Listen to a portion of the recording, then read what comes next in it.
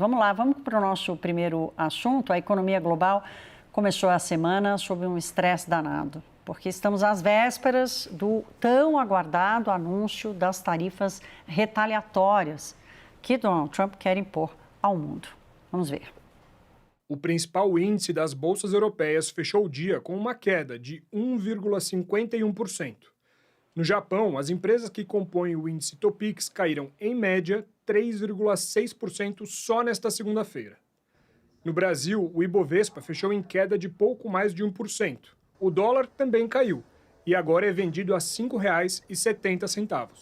O índice que reúne as maiores empresas listadas em Wall Street fechou o dia em leve alta, mas no primeiro trimestre, que se encerra hoje, registrou o pior resultado desde 2022. O recuo dos mercados responde à perspectiva das tarifas retaliatórias prometidas pelo presidente americano Donald Trump, que vai detalhar o conjunto de barreiras nesta quarta-feira. A expectativa é de que as tarifas funcionem como um espelho das barreiras cobradas pelos parceiros comerciais dos Estados Unidos, e também que penalizem políticas industriais específicas, como créditos subsidiados ou a cobrança de imposto sobre valor agregado. A Casa Branca afirma que as barreiras são necessárias para reindustrializar a economia americana e também para atacar o que considera injustiças do comércio global. Donald Trump classificou a data do anúncio como o Dia da Libertação Americana. As novas tarifas se somam àquelas que Trump já implementou contra os principais parceiros comerciais dos Estados Unidos, a China, o Canadá e o México. Também neste mês, o governo americano anunciou barreiras comerciais universais contra a importação de automóveis. As mudanças fizeram a taxa média de importação dos Estados Unidos saltar de 2% no início do ano para 8%. O cálculo não leva em conta o conjunto de tarifas retaliatórias previstos para quarta-feira. O Goldman Sachs divulgou um estudo nesse domingo avaliando que as tarifas praticamente dobraram o risco de uma recessão nos Estados Unidos, que agora é de 35%. Já Larry Fink, CEO do maior fundo de investimentos do mundo, BlackRock, também adotou um tom pessimista nesta segunda-feira ao divulgar a carta anual aos investidores. Ele afirmou que as pessoas estão cada vez mais ansiosas sobre o futuro da economia e que o protecionismo voltou com força para o cenário global. Fink ainda argumenta que a premissa dessa tendência é a percepção de que o capitalismo não funcionou.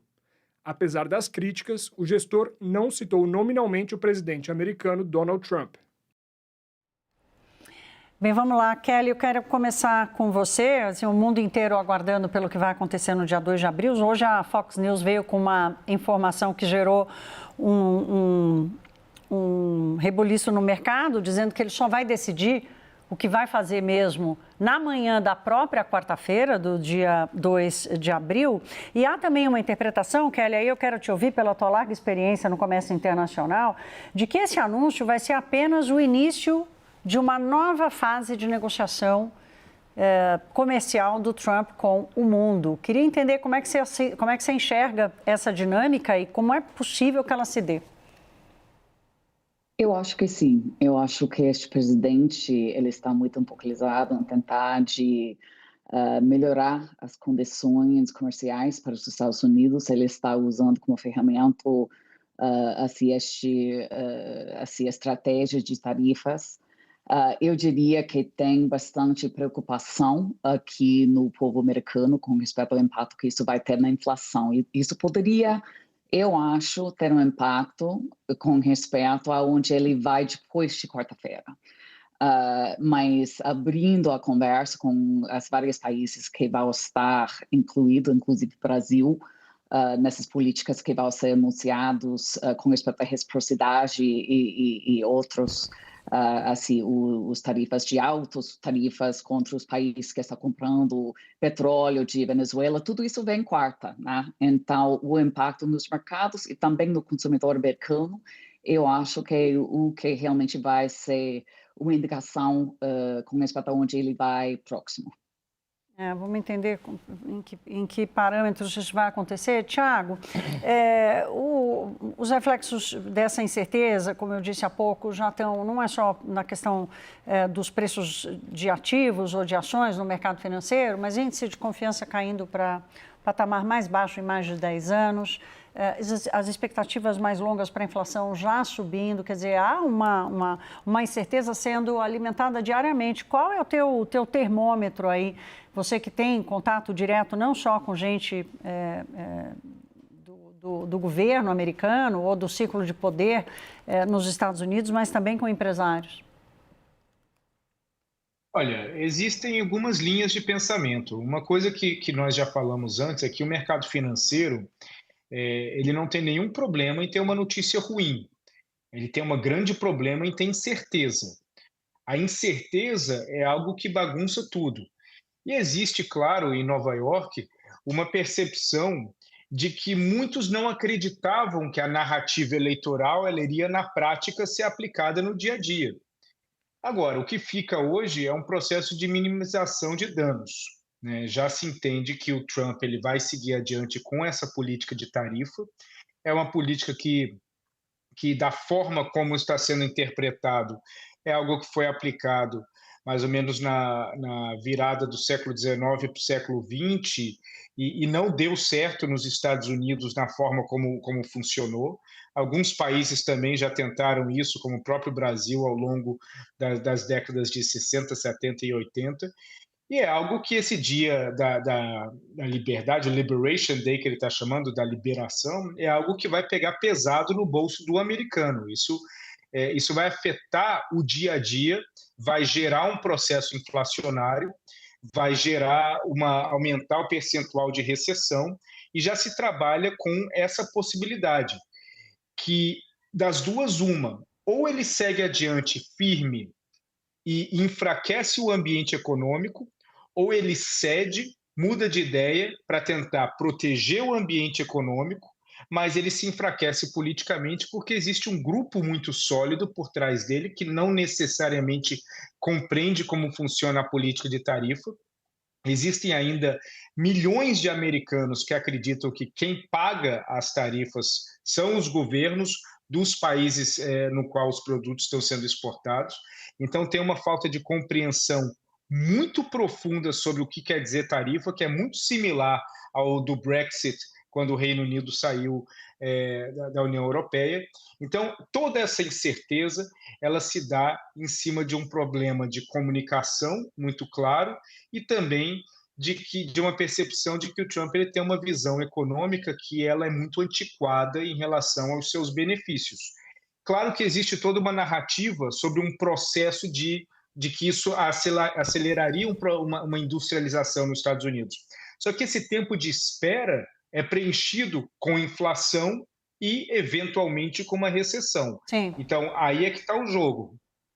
Não, esse ponto que você traz, eu acho que eu vou querer explorar ele mais um pouquinho para frente.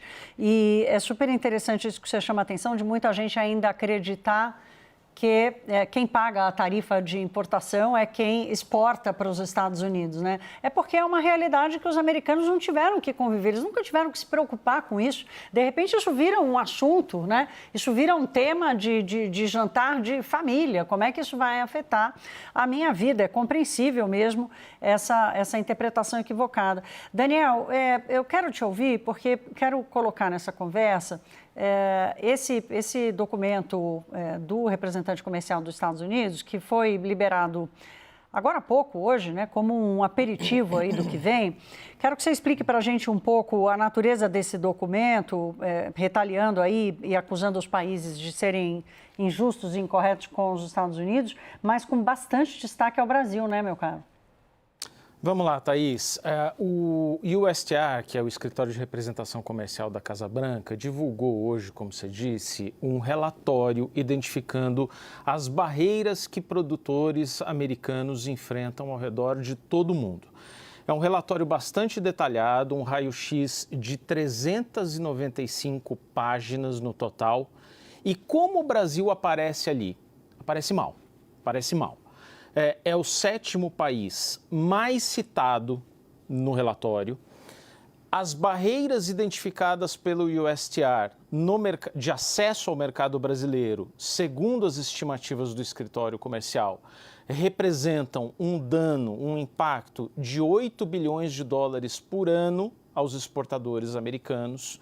E essas barreiras estão descritas pelo USTR em 8 segmentos diferentes, 8 tipos de, digamos, barreiras ou dificuldades de acesso. Desde tarifas mais altas, tarifas relativamente elevadas, até restrições sanitárias e fitossanitárias, restrições de acesso nas compras governamentais, licitações públicas e questões, por exemplo, de propriedade intelectual. A gente já comentou aqui que o setor privado americano já tinha levado essas queixas ao USTR, dizendo, por exemplo, que o registro de um produto farmacêutico no Brasil demora 9 anos, 3 vezes mais do que a média internacional. Olha, Thaís, até a Rua 25 de Março, paraíso do contrabando, é citado no relatório do USTR. Isso é um sinal do que vai vir? Pode não ser, mas é mais provável que sim. Pelo menos essa é a interpretação das autoridades brasileiras com quem eu fui conversando ao longo do dia. Todo mundo bastante receoso, havia a possibilidade de um último contato, nada que fosse mudar o mundo também não, viu? Um último contato entre o chanceler Mauro Vieira e o chefe do USTR nesta segunda-feira, acabou não ocorrendo, mas a sensação geral é que as medidas são absolutamente imprevisíveis e estão na cabeça de uma pessoa só, não de um governo. Óbvio, na cabeça de Donald Trump. Exatamente. E aí, exatamente esse aqui é o ponto da questão, porque ninguém consegue ter a menor ideia, Lorival Santana. Lorival sabe. Lorival vai saber. Afinal de contas, Lorival Santana, por favor, nos ajude. O que está na cabeça de Donald Trump? Qual é o objetivo econômico dele? A Kelly falou uma coisa interessante aqui, que depois eu quero tratar com ela, né, dos impactos, mas o Thiago disse, ou ele resolve enfraquecer a economia para se fortalecer politicamente, ou ele fortalece a economia e se enfraquece politicamente. Ele tem noção dessa troca? O que você enxerga como objetivo dele? Bem, acho que talvez um dos jornalistas que mais conhecem o Donald Trump é o Bob Woodward. Ele publicou 3 best-sellers sobre o Donald Trump, né? Eu li 2. Passou muitas horas com o Donald Trump, que inclusive ligava para ele de madrugada, mandava mensagens de texto e tal, mas acima de tudo Bob Woodward tem muita fonte na Casa Branca, né? E na semana passada ele estava lembrando que o Gary Cohn, que foi presidente do Goldman Sachs, do banco Goldman Sachs, foi também COO, né, chefe de operações. Ele foi presidente do Conselho Econômico Nacional do Trump no primeiro mandato. E em abril de 2018, quando o Trump estava insistindo nas tarifas, o Gary Cohn falou para ele que tarifas eram ruins, geravam inflação, né, geravam disfuncionalidades na economia, que era uma má ideia impor essas tarifas. E aí ele virou para o Gary Cohn e falou assim, você é um globalista, né? Você não pensa em termos nacionais, nos interesses nacionais. Aí o Gary Cohn foi embora, saiu do conselho, né? E o Bob Woodward, a sensação dele é a seguinte, o Trump está absolutamente ciente dos efeitos econômicos das tarifas. Tudo isso que a gente está dizendo, que todo mundo está dizendo, não é nenhuma novidade para o Donald Trump. Mas o Trump quer realmente destruir a economia. Ele acredita na força criativa da destruição. Assim como o Mao Tse-tung, né, fez, agora sou eu que estou dizendo, não é mais o Bob Woodward, fez o grande salto para diante, fez a Revolução Cultural. O Mao Tse-tung ele pensava no quanto é criativa a destruição, o caos. Né, o Mao Tse-tung governava no caos, foi isso que levou o Deng Xiaoping, sucessor dele, a criar o limite de 2 mandatos, né, que o Xi Jinping destruiu em 2018. Mas voltando aos Estados Unidos e ao Trump, o Trump realmente acredita que esse caos que ele vai trazer vai fundar uma nova ordem econômica e, portanto, uma nova ordem política, que lhe permitirá outros mandatos, até ele morrer, né, no 3º mandato e assim por diante. Então, há um método no que para nós parece uma loucura. Não, quer dizer, o método pode existir, mas não deixa de ser uma loucura, né? Kelly, eu quero explorar um pouco com você, Kelly, o que você espera de resposta dos países? Porque a guerra comercial, a gente estabeleceu aqui que ela se transforma numa guerra quando Trump toma uma decisão, os países respondem, Trump toma uma decisão em cima delas e assim sucessivamente. O que você está achando da resposta dos países? O Daniel citou aqui que o Brasil está ressabiado, não decidiu ainda, quer dizer, isso deve estar acontecendo no mundo inteiro, mas qual o impacto que isso pode provocar para você? Eu acho, Thaís, que a resposta vai ser muito forte. Até agora, só China e Canadá têm feito retaliação contra os Estados Unidos e já nossas comunidades, especialmente agrícolas, estão sentindo isso. Eu acho que no caso México, Europa, Brasil, onde realmente os governos estão esperando, para mim, isso faz todo sentido como estratégia, porque, bem como a gente estava conversando antes, eu acho que realmente o governo Trump, enfim, está esperando que ele pode tomar alguma vantagem, que pode usar essa situação para alavancar algum tipo de resultado numa negociação comercial com estes países. Então, eu acho que, neste sentido, é bom esperar, é bom tentar de conversar e vou dizer alguma coisa. Eu acho que, com respeito a essa política, tem partes que realmente todo mundo sabe que vai ter um prejuízo bastante forte na economia americana, mas eu diria que é importante lembrar que tem algumas opiniões públicas aqui nos Estados Unidos, especificamente com respeito à reciprocidade, que não são bem assim, que realmente tem pessoas aqui que estão dizendo como é que a gente está cobrando hoje em dia uma tarifa de 2,5% quando tem outros países, inclusive o Brasil, que está cobrando uma tarifa bem mais também na Europa. Eu acho que nestes pontos, eu acho que é importante lembrar que tem algum apoio assim, do público americano para tentar de repensar algumas dessas tarifas. Eu acho que isso é verdade. Ao mesmo tempo, fazer uma estratégia de aumentar todas as tarifas dessa maneira abrangente, um impacto assim, negativo que poderia ter, que deve ter na nossa economia, já algo onde a gente vê que o público está nervoso e nas pesquisas mais recentes a gente vê que 52% dos americanos estão achando assim, que essa política de aumentar as tarifas poderia causar problema.